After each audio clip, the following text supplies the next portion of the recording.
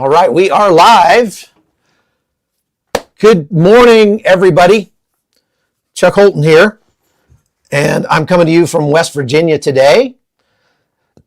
Thank you, Peter, for becoming a new member. Appreciate that, and appreciate all of you who are here watching today. Do me a favor, first thing, and just post where you're watching from in the chat. That's always fun. And you see this new little fun thing I've got right down here, which actually lets you see the chat on the screen, although you can probably see it over there. So I don't know if I need that or not. Matter of fact, maybe I'll just turn that off because that's might be a little much. Anyway, I'm just trying. It's one of those things like, you know, just because you can doesn't mean you should. So anyhow, thank you very much for watching. I appreciate all of you. There's some breaking news I want to get to before we talk about the goings-on in Venezuela, and that is about 1 o'clock this morning Eastern time, which was 10 p.m. Pacific time. There was a shooting, sort of. There was maybe a potential ramming attack that was thwarted by the Coast Guard as they opened fire on a U-Haul truck being driven by an Antifa jackwagon that was trying to back through their lines in Alameda, California, at the Coast Guard base there on the, it's actually, if you look at the map, I don't have it loaded here, but if you look at the map, there's an island in the middle of the river between Alameda and Oakland, California. The island technically belongs to Alameda, but you can't get there from Alameda. You have to the only way to get there is from Oakland. So there's a bridge, and on that bridge they were having lots of protests yesterday, and I can show you a little bit of what that looked like. It was kind of ridiculous. Here's a little news item about that. Take a listen. Dozens of CHP officers wearing riot gear trying to disperse a crowd of protesters at the entrance to the Coast Guard station in Alameda. Several people detained and taken away. No ICE! No KKK! No racist! Listen, if that's the kind of people that are protesting this stuff, then I think it's pretty hard for anybody to take them seriously, don't you? Earlier, hundreds of protesters a purple frog outside the Coast Guard station. Early Thursday morning, demonstrators blocking the entrance to the base, preventing a convoy of Federal Customs and Border Patrol agents from getting through. Coast Guard security forces firing 2 flashbangs into the crowd. 2 protesters suffered injuries. One man had his foot run over. This protester was injured by poor guy. You've got some blood on you. You're all I obviously was shot with whatever that Border Patrol had. I'm not sure what kind of a pastor that is. And that cage was saying we're here in peace, so he didn't care. I'm here to let ICE know that they're not welcome in our community and that we will resist, and that you're seeing a small fraction of the resistance right now, and we will not stop. They're not welcome here. What they're doing is unconstitutional. She doesn't get to say whether or not it's unconstitutional, by the way. That's for the courts to decide. But enforcing the laws of the United States cannot be unconstitutional unless the law itself is unconstitutional. So maybe that's what she's talking about. Children being kidnapped. You don't care. You're here for the check. ABC News confirming the agents are in the Bay Area as part of an immigration surge operation, although their exact mission is not known. Our president is using the federal government against our own people. No, he's using them against illegal migrants who are not our own people. They are alien invaders in America. And I think we need to stand up and make clear that... Who are all these weenie pastors that keep showing up at these things? When we were in Maine last week, there was probably 15 different churches that we could have chosen to go to. And so while we were there over the weekend, on Saturday, I went walking around town in Camden, Maine, looking for a church, and most of them had a LGBTQ flag out front, and that sort of thing. So obviously they immediately disqualified themselves because that's not a church. Thank you, GJ. Appreciate that. So yeah, I mean, they've unfortunately there's a lot of weenies that are masquerading as clergy who should not be called clergy at all. By the way, here's another shirt for the hot zone. This has got our little dog Bobo on it wearing a press vest. And so these are going to be available we're going to have a store opening very soon, so you can get these in time for Christmas, I hope. I'm not sure where we are with that. I'm going to have to ask our team. So after those people were there all day long, and they were protesting, whining, griping, trying to stand in the way of the police, and they were they sort of petered out after it got dark. However, typically what happens at these protests, because I've been to a lot of them, is that you have the protesters who come during the day, and then once it gets dark, the crowd gets replaced by a bunch of rioters.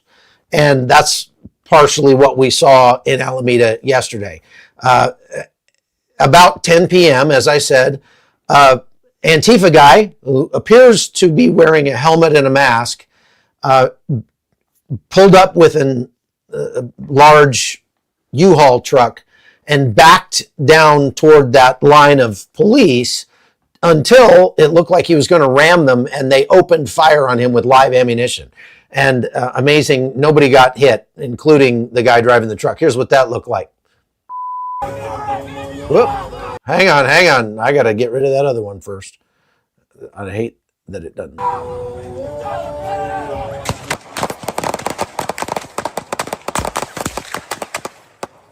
Now, see, now he drives off, and he drives really fast, and then he stops right here. So I thought, oh, maybe he's shot. You know, it looks like perhaps he's shot. I got to turn this down because it's got music on it. And look, you can see him there. He's got a helmet on. He's got a mask on, and he's looking down. I don't know if he's looking at his phone or what. I thought maybe he had been shot, but then he takes off again and drives away. Now watch here. He stands there for a long time. Why are the police not running after him? Why are they not chasing him down in order to yank him out of this U-Haul and arrest him? I don't understand that at all. So now here he is driving off. He paid $19.95 probably to rent that truck. And there he goes. And that's that. Okay, so what we know is actually very sketchy at this point. But the truck was found later abandoned. He did not appear to be wounded. And the guy actually came back to the protest after abandoning the truck. Some people reported that whoever the driver was had come back to the protest and then run away later on. So, look, if I was in Iraq or Afghanistan and I saw something like that happen, I would be telling the guys in my squad, those guys are planning a suicide bombing. And all he was doing was a dry run to gauge our response in order to better prepare when he does the real thing. Look, it's only a matter of time, folks, before we start seeing stuff like that happening in the United States. From time to time, it already does. Of course, going all the way back to the 1990s, there was the Timothy McVeigh blowing up the Federal Building in Oklahoma City with a moving truck full of fertilizer. But I mean, look, these people are not backing down. They are planning to ramp up the violence and the protest and everything like that until they get what they want. As I keep saying, they don't want to get rid of the police. They want to become the police. These people want to be the police, right? Okay, so let's move on from that. I want to move on to the topic of the day, which is Venezuela. Before we do that, I'm trying to do too many things at once here. Really need a producer. go to, here, I'm going to put that one up on the bottom just in case. Go to chuckholton.com, folks. You can sign up over there to become a supporter, or you can just sign up as a free subscriber. But either way, you get lots of extra content. We do daily summaries of these lives in writing, so that if you want to get what were the statistics and the details and stuff that Chuck talked about,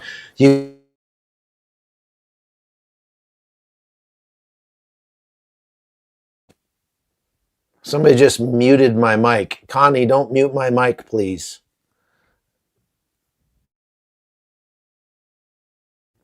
Somebody keeps muting my mic. I'm not sure what's going on with that.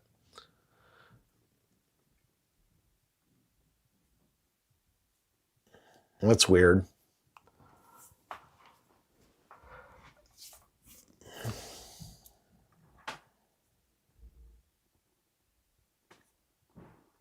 So people are saying that they can hear me just fine. Okay. I'm not sure what that's all about. Anyhow, so just like I said, go to chuckholton.com. You can get lots of extra content over there. Now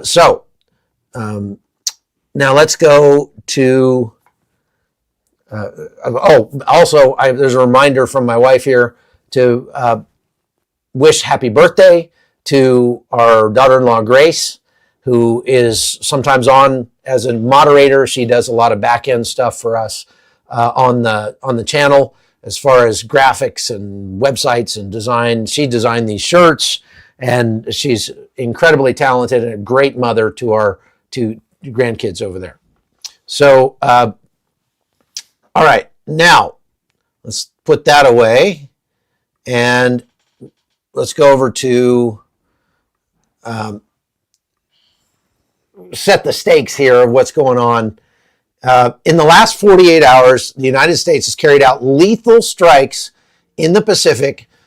Colombia is accusing Washington of murder for that, and the U.S. military is sort of tightening the noose around Venezuela. What we saw are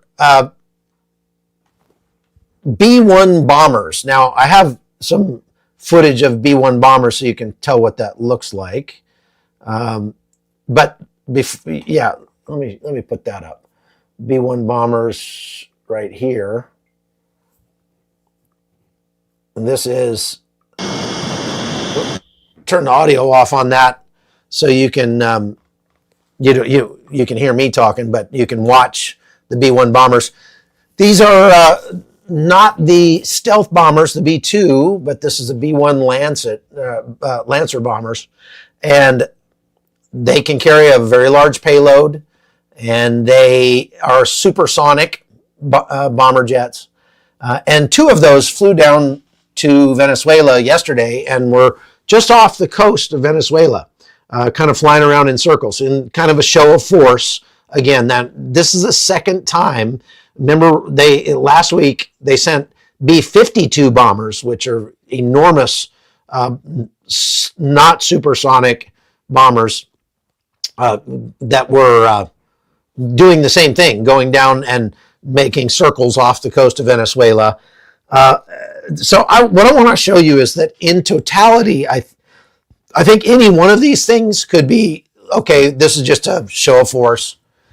But in the same way that Antifa goon was perhaps doing a dry run for a later attack, I think these B-1 bombers may have been also doing a dry run for a later attack, because there's 2 or 3 reasons why they would do this. Putting those kind of aircraft in the air. Now, there weren't just B-1 bombers. There were also some F-35s in the air, and we've had other, fighters and that sort of thing that have been flying around doing shows of force. However, with those B-1 bombers going down there, they also had a electronic warfare plane up in the air. And very likely what they were doing was scouting the response of the Venezuelans, trying to figure out how the Venezuelans would react seeing those coming in. Also, going back to when we invaded Panama in 1990, 89, 90, it was right over New Year's. And I was there for that. they did the same thing before that invasion. They started flying C-130 aircraft over Rio Hato Air Base night after night after night, just to gauge the response of the Panamanians and also to sort of get them used to those things happening, and so that they wouldn't really be as alert because, oh, here comes another plane, just nothing new. We don't need to pay attention to that. So that could be also what they're doing here off the coast of Venezuela, is just, number one, gauging the response of the Venezuelans, mapping out the locations of their air defenses, because the air defenses have radar. When the radar comes on, we can pinpoint them and find out where they are, and then watch them and see if they move or see if they're stationary or whatever. And so we can make our war plans based on that. Then, in addition to that, we can also inure them to the sound of those bombers or fighters or whatever coming over, and so make it more likely that they'll be kind of lackadaisical if we ever end up doing it for real, sort of the sky is falling kind of thing. And somebody says, exactly what you said that U-Haul did, gauge response. Yeah, that's right. So after those B-1 bombers went down, flew around, and flew back, or while they were in the air, somebody asked President Trump about it, and he said, "No, there's no bombers. There's, so, I mean, he just denied it, just flat out denied it. Maybe he didn't know that was going on, or maybe he just didn't want to talk about it. Now, he did get asked whether or not we were going to go to war with Venezuela and make a declaration of war. And I want you to hear what President Trump said when he was asked that. Take a listen. Just ask for a declaration of war. Well, I don't think we're going to necessarily ask for a declaration of war. I think we're just going to kill people that are bringing drugs into our country. Okay? We're going to kill them. They're going to be like dead. They're going to be like dead. That's quintessential Donald Trump right there. So I don't know if we want a declaration of war. We're just going to kill them dead. So there's that. Now, Rand Paul is one of the few people who's just been extremely consistent about this the whole time, where he disagrees with that plan. Rand Paul says, that is not what we are allowed to do. And let's see if I've got his video here. Take a listen to what Rand Paul had to say. Interesting thing is one of the recent explosions, a bunch of the people on the boats died, but 2 people survived. Did we detain them and check them for drugs or drug residue? Did we gather the evidence from the wreckage and then prosecute them? No, we just said, oh, well, we're going to send you back to your country. So I really think that you cannot have a policy where you just allege that someone is guilty of something and then kill them. The reason being that we interdict ships all the time off the coast of Miami, off the coast of California, and the Coast Guard statistics say that about 25% of the boats that we stop to search don't have any drugs. So if 1 out of 4 of the boats don't have drugs on them, what kind of person would justify blowing up people when 1 out of 4 boats may well not have drugs on them? Okay, so that's kind of a straw man argument, because he's saying the boats that we stop don't have drugs on them. Well, if we're just stopping them, they may be stopping ones that they're not sure and they want to find out.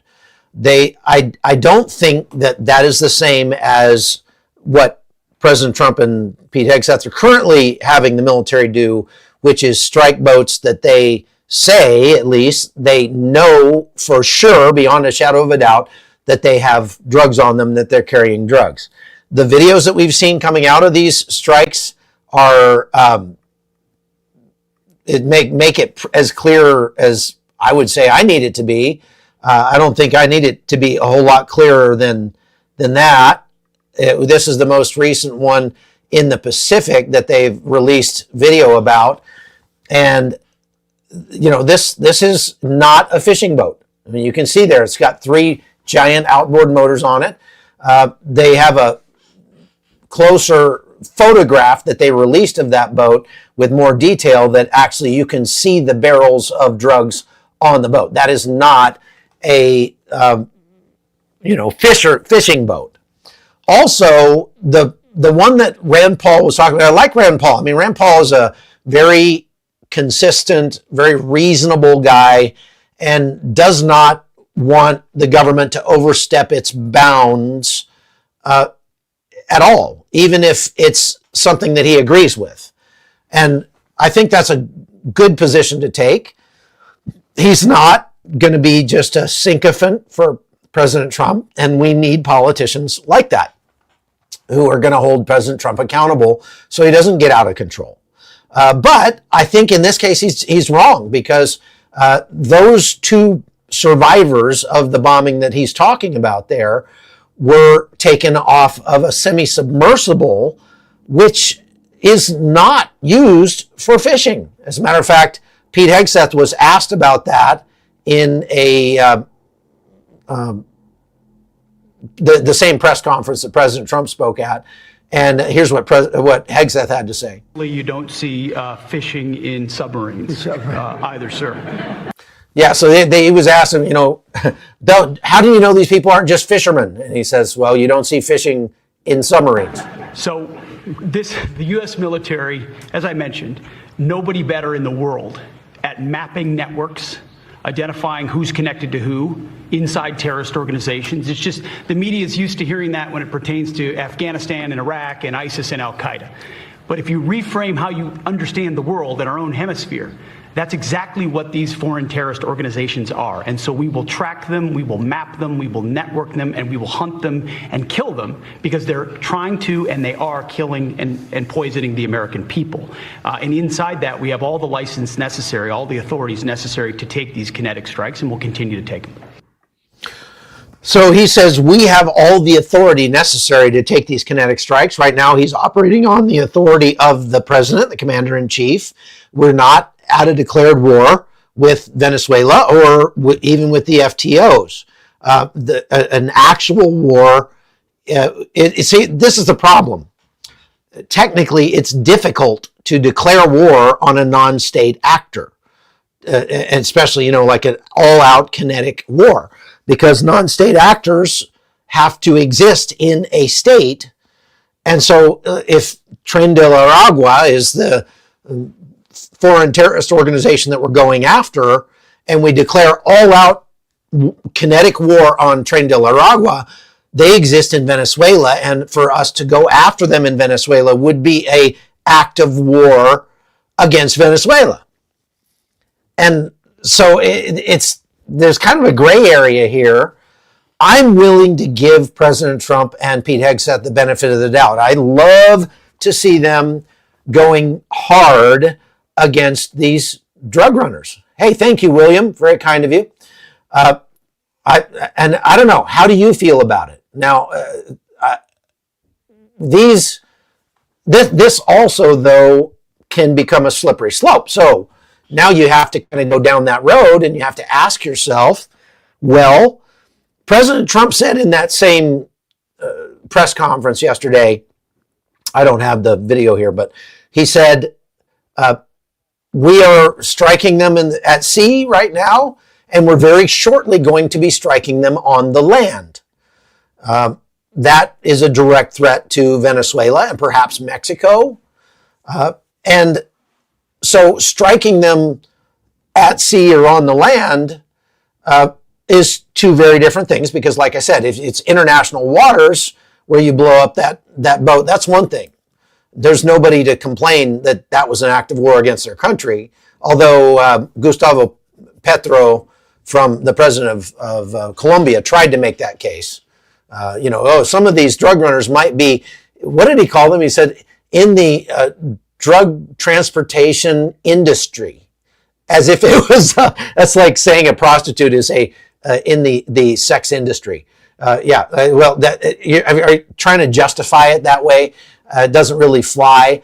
But for us to strike them on the ground means striking in another country, and that would be an act of war against that country. So That's why Venezuela is getting pretty nervous. There was some talk on social media yesterday in the open source intel circles that while those B-1 bombers were en route down toward Venezuela, that there were private jets taking off from Caracas and fleeing the country. Now, maybe they came back when they realized that we didn't bomb them. I don't know, but that's not been corroborated either way. Bottom line is, what happens if we start smoking these guys at the U.S. southern border? Okay, I mean, theoretically, if they come into the United States, they are a law enforcement problem, not a military problem. However, we've already blurred the lines on that because we have, right now, thousands of U.S. troops deployed along the U.S. southern border to interdict drug traffickers and human traffickers coming across the southern border. So if Hegseth were to give them carte blanche and say, we don't want you to, arrest these guys or scare them off. We want you to smoke them right where they are. Just take them out. Just take them off the table. How would you feel about that? Videos coming out of Marines machine gunning, some guys in a pickup truck that are trying to rush the border fence or something. Some people might cheer for that, and some people might be horrified by it. So Patrick Wickersheim says, do you think these events, along with illegals, etc., end up in camps like we did with Germans and Japanese? These events along with illegals. I'm not sure what you mean by that. I need you to clarify that question, Patrick. Can you ask that a different way? Because I don't really understand what you're asking.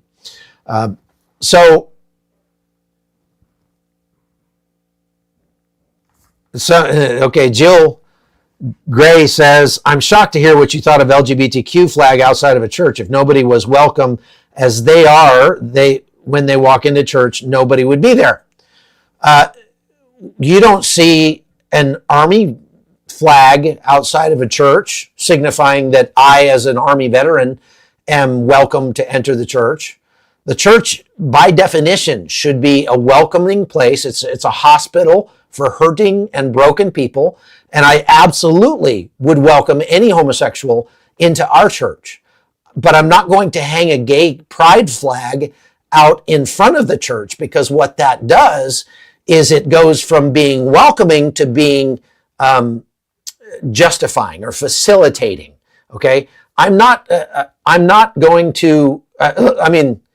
It's funny here in West Virginia. Sometimes you'll hear on the AM radio station there's pastors from some of these tiny little country churches, and they're always really fire and brimstone. West Virginia preachers are like that. And I've heard one time say, no, them other churches, they actually welcome sinners into their church. Can you imagine welcoming sinners into your church? Which is pretty hilarious, because we're all sinners saved by grace. And so we're, as I said, it's a hospital for hurting and broken people. But when you go a step beyond that to helping people rationalize or justify and say, it's okay if you're gay, that's where the problem lies, because the Bible is extremely graphically clear in the first chapter of Romans and in Leviticus and other places throughout the scripture that homosexuality is a sin. Sodomy is a sin. The Bible says in the first chapter of Romans that when people deny the existence of God, he will give them over to a depraved mind to do what ought not be done. And then the very next verse says that men lying with men, women burning with passion for women, not in the ways that are natural. So we should not absolve people of their sin. We can help them seek forgiveness for their sin. But what these churches are doing is they're saying, we're going to pretend that homosexuality is not a sin and let you, and then we'll welcome you with open arms into our church. No, we should welcome you with open arms, no question. And I'll welcome any homosexual into the church. That's fine. But we're not going to let you stay in your sin. We're gonna help you through that and not facilitate more self-destructive behavior on your part. That is the loving thing to do. It's not the loving thing to do to tell somebody, oh, we're going to, just pretend that it's not a problem. Okay, so I appreciate the comment though, and the question. Okay, so all right, now I want to talk more about what Hegseth said there.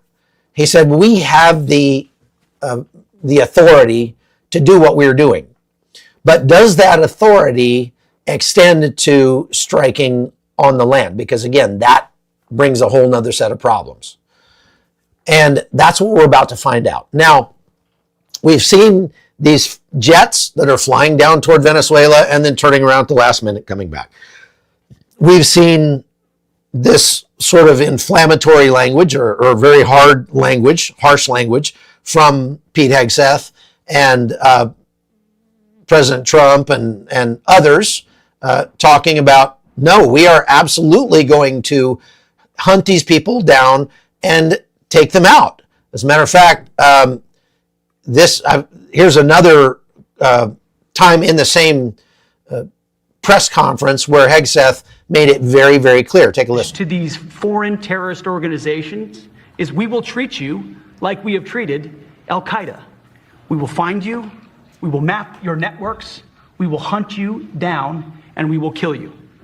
And you've seen that evidence in the maritime domain, whether it's in the Caribbean or in the Pacific with the last 2 strikes. We know exactly who these people are. We know what networks they work with, what foreign terrorist organizations they're a part of. We know where they're going, where they originated from, what they're carrying. And so he's making the case there. We have the authority to do this. We have good intelligence that we know that they are bad guys, and we're going to take them out. The question remains, are they going to extend that to Venezuela? So we have the bombers going down there. We have this kind of rhetoric. We also have things like what I'm about to show you here from the Southern Command, Southcom, that just put out this video yesterday, which it doesn't make any overt threats, but you tell me what they're telegraphing here with this video.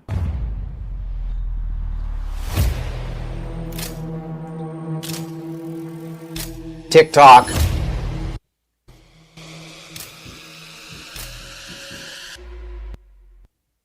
So I got to turn it down because it's got music on it. But these things are, it's showing here Marines getting off, landing on somewhere. And it's obviously done in training. But this is showing us firing machine guns, flying in with helicopters. United States Southern Command right there. Okay, so what's the message you take away from that video? Does that look threatening to you? Well, Venezuelans definitely think it is pointed right at them and threatening them directly. And I think that's exactly what Pete Hegseth wants them to think, whether or not we are planning on invading Venezuela. Now, Nicolas Maduro, yesterday, or several days ago, in a speech, actually started speaking English, obviously speaking to President Trump directly and the American people. And what he was saying sounds like, please don't hurt us, leave us alone, please, please, please, please, we don't want war. So take a listen to what he had to say. War. Not war, not war. Just peace, just peace, just peace. Forever, forever, forever. Peace forever. No crazy war. No a la guerra loca. No crazy war, no crazy war.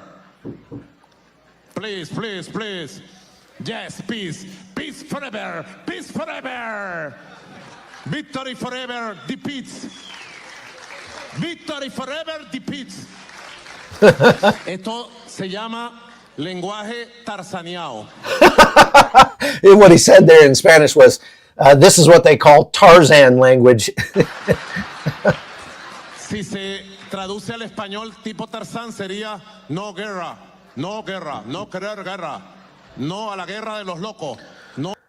So he's kind of making fun of himself there, which I thought was pretty funny. Mark Gamlin asks, is it true that there's an island off the coast of Venezuela where they train terrorists? There are several islands off the coast of Venezuela that the military of Venezuela has bases on.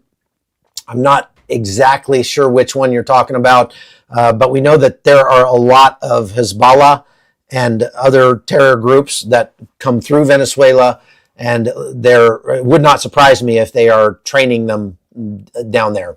That's best I can give you there. Now, keep in mind what Maduro just said. Peace, peace, please, please, please. No war, please, please, please. In the same day, he made another speech to some of his military people, and this one was in Spanish, so I had to translate it into English for you. But listen to what he said there. And when he says islands, he's actually saying missiles. They're a Russian missile that he's talking about. Venezuela has no more and no less than 5,000 islands. Missiles. In the Cape positions of the anti-aircraft defense, even in the last mountain, even in the last town, even in the last city, which you can't even imagine in the Venezuelan territory, from north to south, from east to west, it has to be an impregnable homeland. Let no one mess with Venezuela, as we do not mess with anyone. Well, I think President Trump would beg to differ. We wouldn't have a problem with Venezuela if they didn't mess with us, but turning your country into a all but failed state dictatorship and causing 8 million of your people to flee because they're literally having to eat their pets to keep from starving to death in your socialist utopia, and many of those people coming to the United States, emptying out your prisons and sending your criminals and mental patients up to the United States to save the state of Venezuela money for caring for those people, that would I qualify as messing with the United States. So in one breath, he's saying, please, please, we want peace, no war, no war. In the other breath, he's saying, we have 5,000 missiles arrayed all around this country. He talked more about it and saying, Russia and Iran and China have all been giving military hardware to Venezuela recently. So it's likely that Venezuela may have some of the most advanced anti-aircraft stuff that China and Russia and Iran can crank out.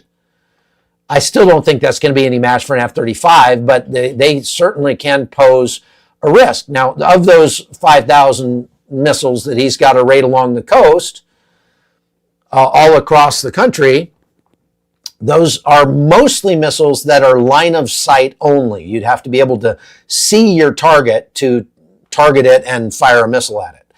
The United States, by contrast, has lots of missiles they can fire from literally hundreds of miles away. So it's likely that in any kind of conflict, the Venezuelans wouldn't really have anything to fire their missiles at because the F-35s would be gone before they knew they were there. And the first thing we would do if we were going to fly other planes over is have the F-35s go in and target all of the air defense assets, just like Israel did in the 12-day war against Iran. And then we would fire missiles from over the horizon out in international waters and hit whatever we wanted to hit inside Venezuela. So I still believe that the Trump administration is building up to a kinetic strike on the ground in Venezuela. I do not think that we're going to see an invasion. I don't think we're going to see, Marines going across the beach or anything like that. CW2 says, don't you think we're observing the boats being loaded before they leave the dock? Yes, I do.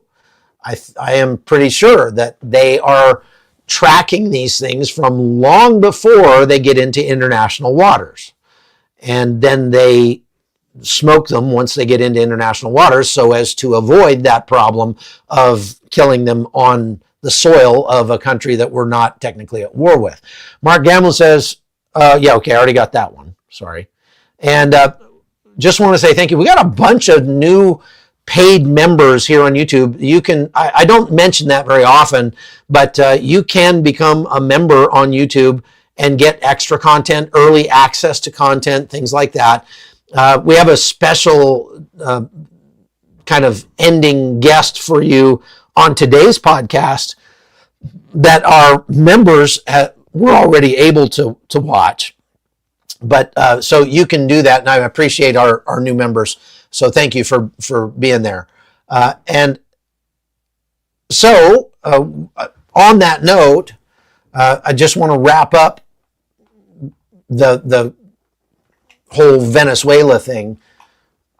We are seeing preparations for kinetic strikes on Venezuela. I don't think those kinetic strikes are going to include boots on the ground. If anything, it would be a very small force of special operators that would, try to snatch Maduro or something like that.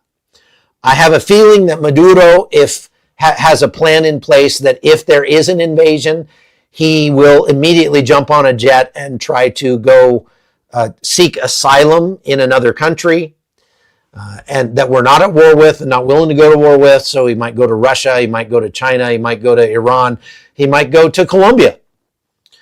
And so I think that's something to watch for. Without a doubt, he's got a plan to do that and to get out. I don't think that what the Trump administration has done so far, which is striking boats in international waters, both in the Pacific and in the Caribbean, rises to the level of a crime against humanity or a war crime or anything like that. I think the argument that, well, these could be fishermen and we don't really know if they have drugs on there, is a straw man argument. That is not an issue, because we do have the capability to track these people and find out where they're coming from, what they're carrying, and where they're going. And Rand Paul made the point that, well, these people aren't actually going to the United States. These boats are going from Venezuela across to Trinidad. So what? We know that there's a pipeline that comes out of Venezuela and goes up to the United States. This is primarily cocaine. And the fact that it goes through Trinidad and Haiti is irrelevant, really. But we do have to kind of ask ourselves this question. Are we willing to extend this kinetic authority to the military for them to start doing drone strikes on vehicles that are driving north toward the border in Mexico or something like that? The real place where we should be focusing, and we are, I did a whole podcast about it 3 days ago or whatever, is in Mexico, more than Venezuela. Mexico, it presents a bigger threat to America, not the country itself, but just by virtue of its location, as far as illegal, deadly poison drugs coming into the United States. Far more of that comes in through Mexico than comes from Venezuela. Some of the stuff from Venezuela goes to Mexico and comes in that way. And President Trump talked about that as well, that we're seeing more and more ground-based transportation of these drugs. And so I think you're going to start to see kinetic strikes. I just believe those kinetic strikes, if we're really serious about putting a stop to this, those strikes need to be in Mexico. I just think that diplomatically, it would be a much easier step to take to strike in Venezuela, because everybody knows Nicolas Maduro is not the leader. He's not the elected leader of Venezuela.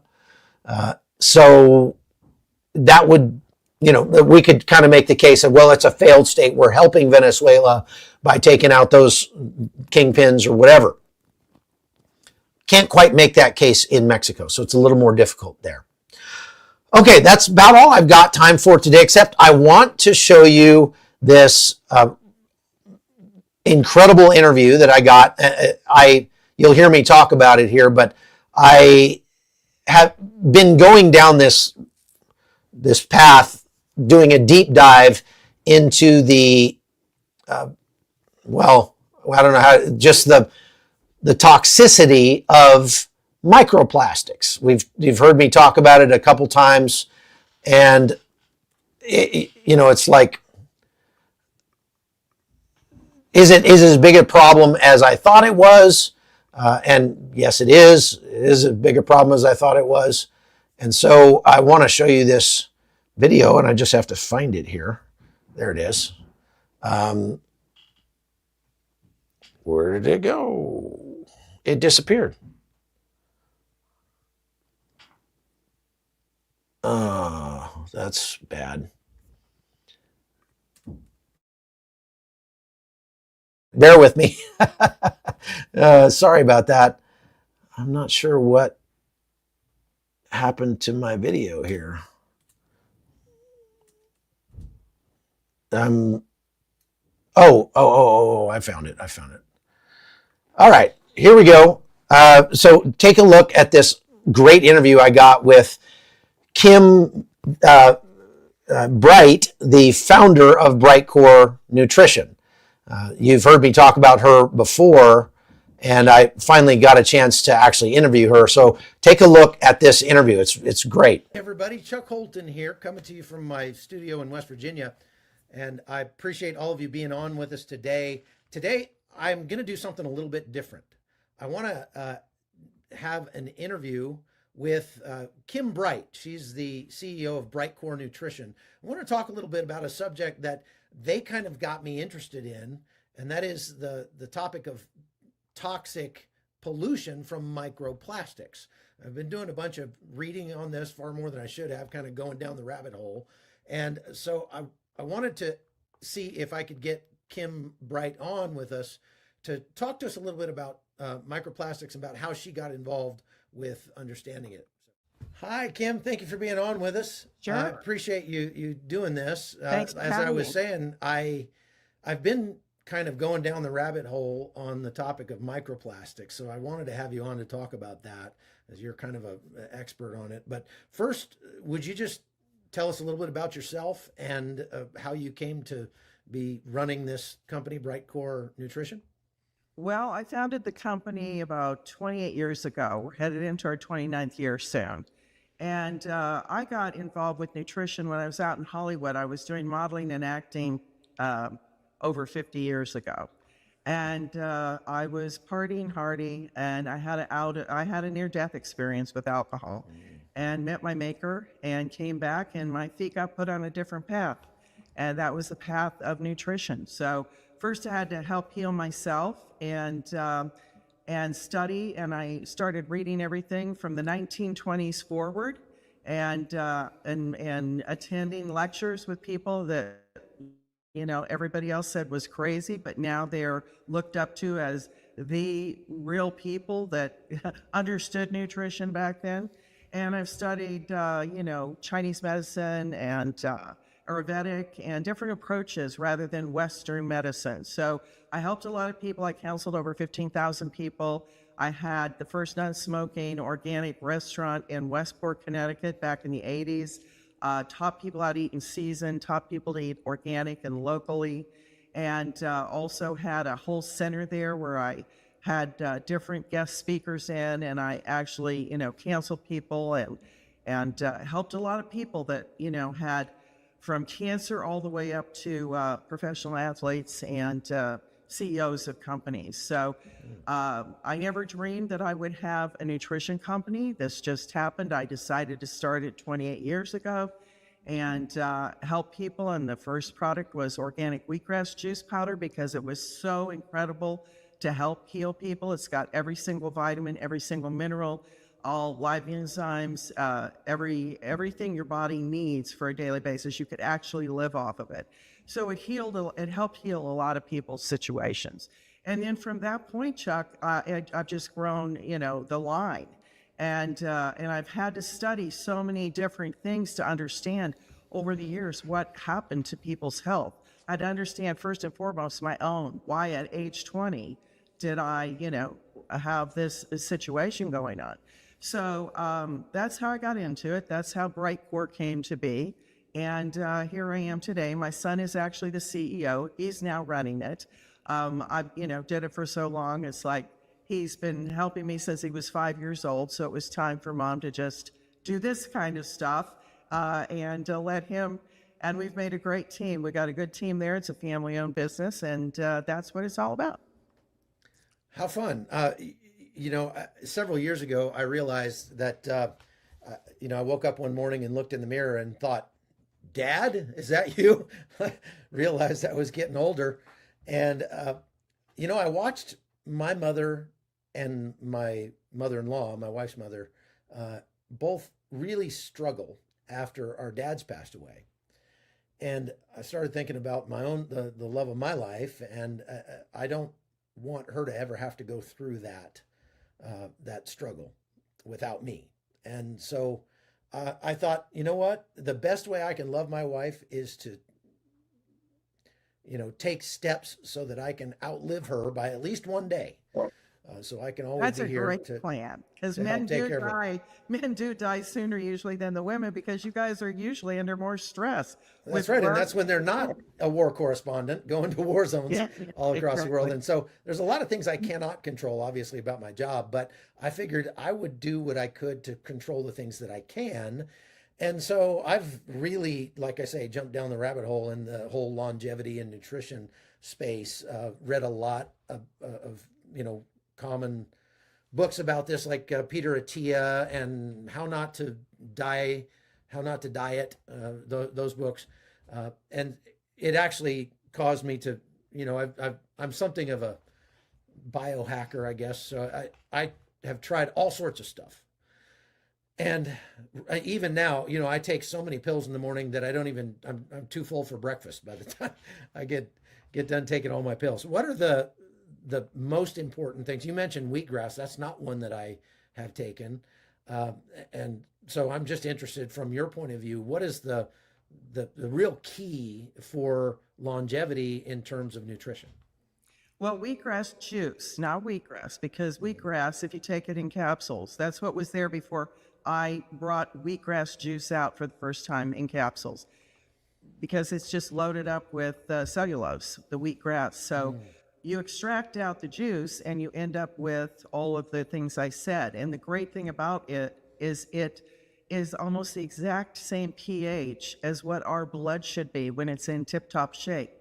So the pH of the blood and of our body is the most important thing, because disease grows in acid blood and it rarely grows in alkaline blood. But when you keep that balance there, which when you eat sweet wheat, the wheatgrass juice powder, that's going to keep it in that balance, because it's 7.3 pH. So that's the most important thing. And then your gut.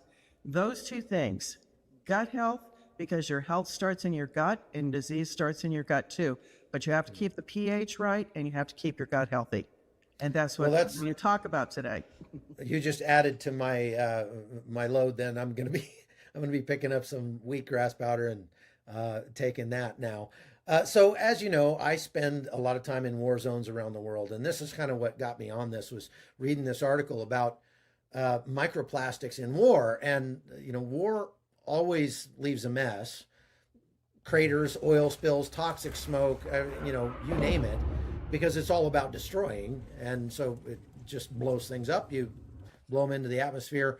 Now we're learning, though, that modern warfare leaves something else behind, and that's microplastics. And I thought that it would be just localized, like if you're somewhere near the front lines, maybe you're going to be inhaling toxic smoke or something. But from the reading I've been doing, these microplastics get blown up into the atmosphere and they go everywhere. And so the war that's happening in, the hundreds of missiles and drones that Russia's firing at Ukraine, they might as well be firing them at the whole world in some sense, because that's right. That's right, because those microplastics spread throughout the upper atmosphere. They spread globally, Chuck, and they affect everyone. They're found from the Antarctica up to the Arctic, so they are everywhere. And what's interesting, too, that I found with this article is that the main killing thing is the drones. And so they're using a lot of drones, and those drones are connected to fiber optic cables, and they're only used one time, and then they're abandoned in the fields, and they leach into the soil. And what I found interesting, I wrote it down because I wanted to remember it, those drone cables, those fiber optic cables can be up to 134,514 feet long. So then what happens is we have, animals, mammals, bats, birds getting caught up in these things, just like the fish and everything in the oceans where all this, stuff is floating around too. But this is so important to understand that it takes over 600 years for these things to degrade. And so you see this toxic aftermath of any war zone is going to have a significant global impact on health, not just for humans, but for all life. And every time fuel is burned, like a missile is launched or a bomb is detonated, the microplastics are released into the atmosphere. And these microplastics are spread everywhere. They're found, in every breath that we take. They're found in 94% of the U.S. tap water, bottled water worldwide, 88% of our meat, our seafood, and other protein sources. And do you know that cadavers, they've studied cadavers, and they find that the microplastics plaque that are discovered in these cadavers, they're 450% more likely to die from heart attack or stroke. So that's for us to understand. When we're getting this amount into our body, we up the ante of us being able to have heart attacks, more heart attacks, because these plastics, they have jagged edges, they get in, they love fat, so they go into make plaques in where the fat is that's lining all our different blood vessels.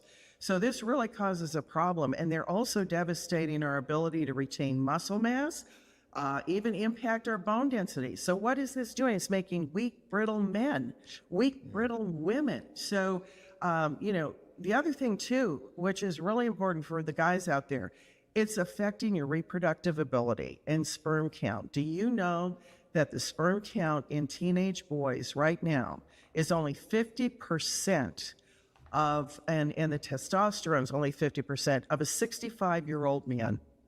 That's the lowest ever. I've read that. Yeah, we've actually done podcasts about that as well. And I mean, that's horrific. I mean, that's not a small correlation here. That's catastrophic. Yes. So what's actually happening inside the body? I've read about the fact that, like you say, in these cadavers, they're finding the equivalent of like a plastic spoon in your brain. That's a little concerning. What makes this stuff so dangerous in your body? Because they're nanoparticles. You can't even see them. And there are bigger plastic, which are still very small, but they also, the electrical currents that they give off for some reason attract other toxins, heavy metals. So not only are they coming into your body, the microplastics, but they're carrying all this extra baggage. And then they get in, and as I said, they come in all different sizes. They have jagged edges, so they're ripping, tearing, gathering together, making... Just causes inflammation. Causes inflammation, and inflammation ups your ante for having heart attacks, because these plaques that are inside the blood vessels can burst. And then now you've got all these things scattered all around, the fat particles that have all these other things. And microplastics are also altering our DNA because they're causing DNA damage. They're changing gene expression. They're interfering with DNA repair mechanisms. And this is concerning because it's a known risk factor for diseases like cancer. So when people think, well, how do I avoid or what do I do? Well, just avoiding or limiting the use of plastic's not enough. So yeah, that's what I was thinking. Like, okay, well, I'm not going to drink out of bottled water, plastic water bottles anymore, or, microwave my food in a plastic Tupperware dish. But that's not even scratching the surface. It sounds no, like that's not scratching the surface. Yeah. So how do you even begin to reduce that once it's inside you? I mean, is there a solution? Yes, hopefully there. I mean, I will only tell people problems when I have a solution for them. I don't believe in adding more to, what's already there. But the thing that I want people to understand is you have to take active steps to remove these toxins from your body before they do irreversible damage. Now, BPA is one of the most common plastics, and that it's been found through studies is degraded by Bacillus pumilus. Yeah. Bacillus pumilus is only found in kimchi. Kimchi is a couple centuries old fermented food from Korea, which has just proven itself time and time again. There's vast data on how incredible kimchi is. And there's also a 2025 study that showed 2 other lactobacillus strains that are found in kimchi as well. And what they do is they have biofilms on them. These particular ones that they found out of studying 754 different ones, that these really pulled into these biofilms. They absorbed and excreted the microplastics in vivo. Okay, that was Bacillus parkasii and Bacillus plantarum. Now, these things are also in kimchi, these bacillus different strains. And the key to avoiding toxicity and maintaining your optimal physical condition lies in your gut microbiome, as I said in the beginning. Because from the day we're born, we have a war going on in the gut. And it's a battle of good guys versus bad guys. And kimchi, the way that I view kimchi, and I've been talking about kimchi for ages, it's like special forces. It's like, the Army Rangers or the Navy SEALs, and you've got just without all the cussing. That's right. No cussing down in the gut. That's right. But, you can send in other things that will help, combat these guys. But when you want to really get your gut in good shape, you send in the special forces. So kimchi is antimicrobial. Now, what does that mean? Antiviral, antiparasitic, antifungal, antibacterial. And so the kimchi really wages that war down there against the bad guys. And 70 to 80% of our immune system's in our gut. So when you have a strong immune system, you're fighting against viruses. People don't get sick as often. You travel a lot. People, you're exposed to all kinds of things, viruses, funguses. So many people have overabundance of candida that they just can't get rid of. Kimchi goes in, kills that off. Parasites that infest us, and then those guys die off. So kimchi's shown time and time again the power to battle all these harmful microbials naturally and effective. And what's interesting is it also fights obesity. So it's not just microplastics that it takes care of. It clears up industrial toxins or, like you say, even, parasites or things like that. Exactly. That's why it's such a superfood. That's why it's king of the fermented foods. You can eat sauerkraut, you can eat pickles, you can eat, kefir or yogurts and things like this. They're not going to do what kimchi does. And, there was a preclinical study, and do eat them because all fermented food's great, but kimchi's the king. There was a preclinical study that showed that the kimchi diet, when you include it every day, reduces body fat by 31.8% in this study. So, nothing that's in our control determines our health more than what we put in our bodies, Chuck. And that's why we created Kimchi One. I tell people all the time, I have often counseled people on fitness matters, and I always tell them that if you're only focusing on exercise, you're fighting 20% of the battle. The 80% of the battle is what you're putting into your body. And if you're not, you can't out-train a bad diet, so you're going to have to get your diet fixed. However, you're making me sad because kimchi is gross. I don't like kimchi. Well, that's why we made Kimchi One. I was able to put it in a capsule because so many Americans, they fall off their chair when they smell it or when I know, it's terrible. Wait, so how did you do that? I mean, obviously you've got some kind of wizardry I took that my you do magic wand and yeah, right. did it But that way. no, but how do they make kimchi one? How is it made? Well, you have to, this is our little secret. And but we got it made in America where we have the kimchi made, and then we're able to, through different processes, keep all the beneficial things that are found in kimchi and the live active, enzymes, the live active, or not enzymes, the live active probiotics, the vitamins, antioxidants, everything that's in there. And we've been able to put it in capsules for daily use. So you don't have to deal with the odor. You don't have to deal with, the taste. And when you make homemade kimchi or you buy it in a store, it's very high in sodium. So people that are on low sodium diets can't have this incredible food. So we were able to extract out the majority of the sodium. So it's very low in sodium. And then it's 100% made in the USA, all natural, non-GMO. And we use a cold process drying to get it down to that. But we've had so many success stories about Kimchi One. People that had problems with their digestion, their regularity, their immune system. They used to get sick all the time, better energy levels, better skin and thicker hair. I mean, people were bloated all the time, no matter what they took. They had so much success taking Kimchi One. That's fantastic. So you're offering my viewers, Hot Zonians, a special deal on Kimchi One. Tell us about that. Well, if they will go to mybrightcore.com/Chuck, they'll get 25% off with the code Chuck, and or they can call in for up to 50% off and free shipping. Now, so it's better to call. It's better to call. I've been educating people for over 50 years now, and so I want you to call in. We have people that can answer your questions, make sure this product's right for you.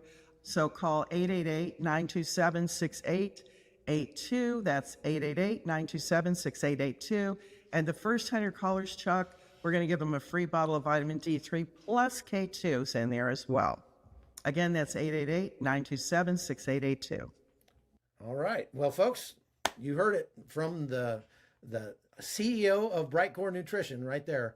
I'm sold, so I got to get me some of that. I got to be in the United States long enough to get a package in the mail, but we'll get you some. We'll get you some. How about that? All right, it's fantastic. Well, and maybe we'll get you a Hot Zone T-shirt for your. Oh, I'd love it. I'd love it. And thank you for your service, by the way, too. Well, thank you. I appreciate everything that you do, and thank you for coming on with us today. I think this will be a special, just an added value to the people that watch our show. And so let's hopefully a lot of them will see their problems fixed with Kimchi One. All right. Yes. Well, God bless you.